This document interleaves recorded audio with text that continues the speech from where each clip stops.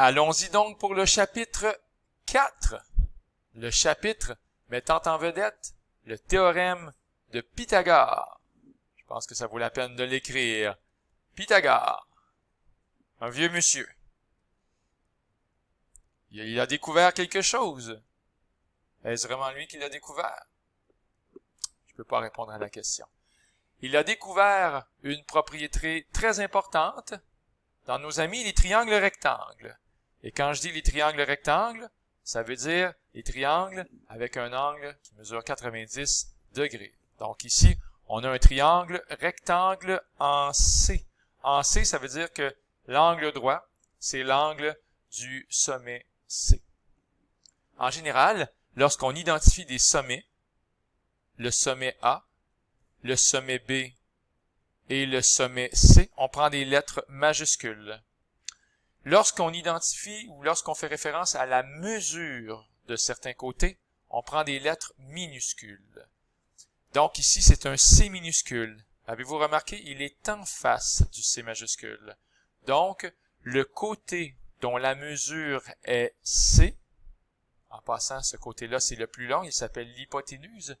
Ce côté-là, il est en face du sommet C. Et ça marche à tout coup. C'est une belle façon d'écrire. Le côté dont la mesure est A, il est en face du sommet A. Et ça marche aussi avec le côté dont la mesure est B. Vous pouvez, à la place d'écrire une lettre minuscule, comme C minuscule, vous pouvez écrire mesure, moi j'aime ça faire des M avec 3 pattes, du segment AB. Donc c'est pareil. Alors encore une fois, si tu écris mesure du segment BC avec la petite barre là, c'est un segment BC. Il est où? Il est où? Il est où? Il est ici le segment BC. Mais la mesure de ce segment BC là, c'est un A minuscule. Donc, une lettre minuscule ou bien mesure avec 2 lettres majuscules. Bon, ça fait l'affaire. Sur ce, la mesure de l'angle C est égale à 90 degrés. Et si, en tout, il y a bien sûr 180 degrés pour la somme des mesures des angles intérieurs dans un triangle, et qu'il y a déjà 90 degrés qui ont été utilisés à cause de toi ici, le côté, le sommet C, pardon, ben, ça veut dire qu'il reste 90 degrés pour les 2 autres angles. Alors, on dit que ce sont des angles qui sont complémentaires. Ça veut dire qu'en tout, leur somme donne 90 degrés. Alors, faisons un petit peu de lecture. Alors ici, le côté opposé à un angle est celui qui ne touche pas cet angle. Alors le côté opposé à l'angle A, bonjour l'angle A, il est ici. Le côté opposé à l'angle A, bien sûr, c'est le côté BC, que je ressouligne cette fois-ci en jaune. On devrait dire le segment BC parce qu'il y a une belle petite barre là, segment BC. Ensuite, les côtés adjacents à un angle, ben, ce sont les côtés qui forment tout simplement cet angle-là. Alors, par exemple, si je disais quels sont les côtés adjacents à l'angle B, ben, l'angle B il est ici. Donc, quels sont les côtés qui forment cet angle-là? Ben, on a le côté AB, il est ici, donc le segment AB. Et on a le côté CB, ou on va dire plutôt le segment CB, ou bien BC, c'est la même chose. On peut changer l'ordre, sans se sentir coupable. Mais, il est où le théorème de Pythagore? Est-ce qu'on va y arriver un jour? Le côté opposé à l'angle droit, donc le côté le plus long, le côté dont la mesure est C, on l'appelle l'hypoténuse. Il y a seulement un H dans le mot hypoténuse. Je vais reprendre les mêmes lettres que tantôt. On avait pris ici la lettre B et la lettre A, comme ceci. Le côté le plus long s'appelle l'hypoténuse, et les 2 autres côtés, dont les mesures sont A et B, ce sont les plus petits côtés, on les appelle les cathètes. Ce sont les cathètes de mon triangle rectangle. Bien sûr que les cathètes, ce sont les côtés adjacents à pas n'importe quel angle, mais les côtés A et B sont des côtés adjacents à l'angle droit que j'accuse d'exister avec ma flèche. Bien! Alors, Pythagore, il a découvert ceci. Ou est-ce encore une fois lui qui l'a découvert? à suivre. Pythagore a découvert ceci. A2 plus B2 égale C2. Il existe une foule de preuves disponibles pour le théorème de Pythagore. Une centaine, et je dirais même plusieurs centaines de preuves. Dans cette vidéo-là, je ne ferai pas la preuve du théorème de Pythagore. Mais bon, on a ici un phénomène intéressant. Si je prends la mesure de la première cathète et que je fais à la 2, que je prends la mesure de la deuxième cathète et que je fais ça à la 2, et que j'additionne les résultats obtenus, ça me donne la mesure de l'hypoténuse, mais bien sûr à la 2. Donc, A2 plus B2 égale C2. Alors, on peut l'écrire comme ça, et d'ailleurs, ça va être ma façon préférée de l'écrire. A2 plus B2 égale C2. Vous allez écrire ça souvent cette année, chers amis, je vous le garantis. Bon, sauf que certains élèves pourraient dire, moi, je veux pas écrire A2 plus B2 égale C2 parce que j'aime ça me compliquer la vie. Ben, pas de problème. Si tu veux pas écrire A2, tu peux écrire mesure de BC à la 2. Donc, ça pourrait être ici mesure de BC, le segment BC, entre parenthèses, à la 2.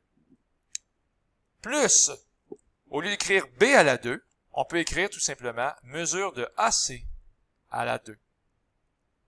Comme ceci. Égale C2, on va écrire à la place mesure de AB. Comme ceci, entre parenthèses, à la 2. Donc, ce que je viens d'écrire, c'est carrément A2 plus B2 égale C2. J'espère qu'on préfère cette version-là ici. Et que celle-là, on peut l'aimer un peu plus à distance. Vous remarquerez que à l'écran, ça va être écrit la même chose. Mesure de BC à la 2 plus mesure du segment AC à la 2.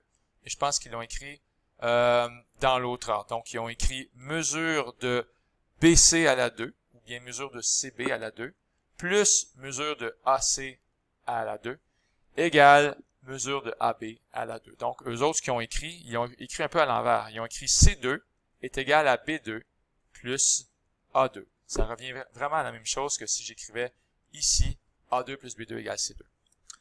Bon! Et en français? Est-ce qu'on est capable de dire en français? Dans un triangle rectangle, on va souligner, dans un triangle rectangle, le carré de la mesure de l'hypoténuse, c'est toi ici le carré de la mesure de l'hypoténuse, donc C à la 2, est égal à la somme ça veut dire on fait un plus, en fait je devrais le mettre ici, à la somme de quoi? Des carrés des mesures des cathètes.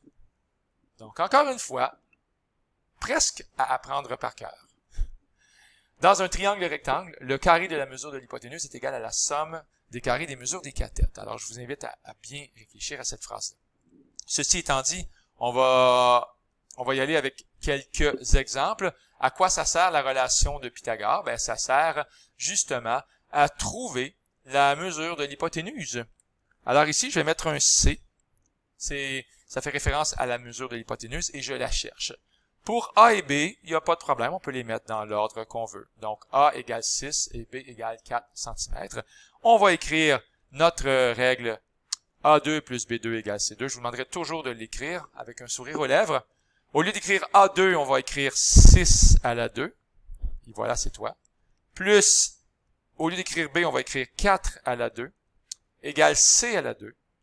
Et je vous demande de toujours mettre le C. C'est lui qu'on cherche. Il est là. Et il va être encore là, d'ailleurs.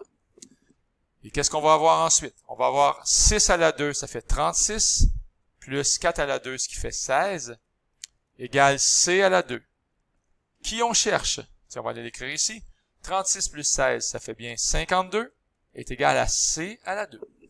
Excellent. Je cherche qui déjà? Je cherche le C. Et pour le trouver, qu'est-ce qu'il reste à faire? Il reste à faire tout simplement C égale la racine carrée de 52.